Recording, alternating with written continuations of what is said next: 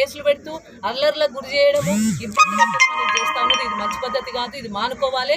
కేసులు పెట్టే విధానం, భయభ్రాంతులకు గురి చేసే విధానం, అంటే క్వశ్చన్ చేస్తే, ప్రశ్నిస్తే కేసు పెట్టడం అనేది చాలా ఇబ్బందికరమైన పరిస్థితి. ఆ ఇబ్బందిమైన పరిస్థితిని మెదకులో సృష్టిస్తున్నారు. ఒకవేళ ఇదే కొనసాగితే మాత్రం తప్పకుండా మరొక ఉద్యమానికి మేము తెరలేపుతాం, తప్పకుండా ఉద్యమిస్తామని ఈ సందర్భంగా హెచ్చరిక చేస్తూ, మరి గాంధీ జయంతి సందర్భంగా అందరూ శాంతియుతంగా ఉండాలి. ప్రజాస్వామ్య పద్ధతిలో తెలంగాణ రాష్ట్రం ముందుకెళ్ళాలి. అదే విధానంతో ముందుకెళ్తున్నాం. కానీ ఒక్క ఇటుకతో కొడితే మరి 10 ఇటుకలు లేవాల్సిన పరిస్థితిని తెస్తే మాత్రం ఊరుకునే ప్రసక్తి లేదు. గాంధీజీ కూడా ఒక చెంప మీద కొడితే ఇంకో చెంప చూపెట్టమన్నాడు.